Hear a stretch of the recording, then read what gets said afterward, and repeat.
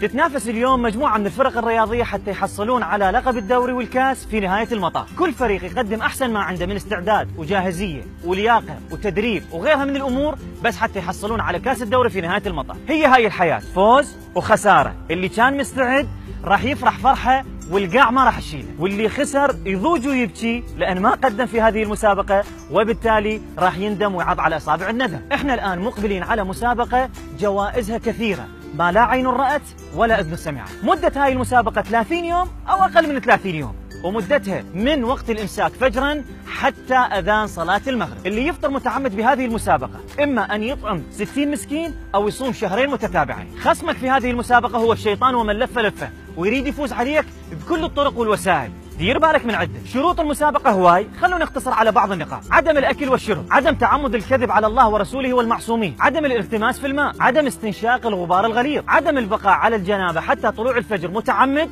وغيرها الكثير مما ذكره العلماء. أنت أو أنت عندكم استعداد وجاهزية لهذه المسابقة؟ إيش قد تقدر تجمع نقاط؟ طبعا هذا يعود إلى قوة إيمانك وأخلاقك في مجتمعاتنا اليومية. النقاط تجمع من خلال هواي أمور، ومنها قراءة القرآن، صلة الأرحام، قراءة الأدعية والأذكار، إفطار الصائم، حضور مجالس الذكر، الصبر على الجوع والعطش، الابتعاد عن الغيبة والغناء وأصدقاء السوء، وغيرها الكثير مما ذكر العلماء بخصوص هذه الأمور. خلوني أنوه عن بعض الأمور اللي تفيدك بهذه المسابقة، وركزوا وياي باللي راح أقوله. احترموا الجمهور اللي جاي يشاهدك وأنت جاي تمارس هذه المسابقة حتى بالتالي تبرز جميع أخلاقك وآدابك الجميلة والحلوة. صحيح الجو حار، بس هذا ما ينطيك الحق أن تفرغ غضبك وعصبيتك باللي متواجدين يمك. التلفزيون ومواقع التواصل الاجتماعي استثمرها لفائدتك واستفيد وحصل من عندها نقاط حتى تفيدك بالمسابقة. ايش قد ما قدرت تساعد عوائل الشهداء والفقراء والمساكين في شهر رمضان المبارك، ايش قد ما قدرت تحصل على نقاط أكثر تضاف لك على هذه المسابقة. مبارك لك الفوز في نهاية المطاف، ودير بالك خصمك مو هين،